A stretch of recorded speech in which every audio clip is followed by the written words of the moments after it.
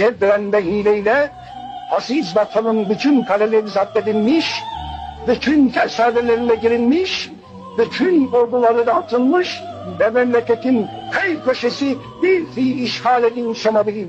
Bütün şeraitten daha iyi ve daha vahim olmak üzere memleketin lahiliğiyle iktidara sahip olanlar gaflet ve dalalet ve hatta kıyamet içinde bulunabilirler. Hatta bu iktidar sahipleri şahsi menfaatlerini müstennilerin siyasi emelleriyle tehdit edebilirler. Millet hakkı zaruret içinde harap ve dikkat düşmüş olabilir. Ey Türk isimlerinin evladı! İşte bu ahval ve şerait içinde Rakim Aziz'den Türk pislikten ve cumhuriyetini kurtarmaktır. Muhtaç olduğun kudret damarlarındaki asıl kanla mevcuttur.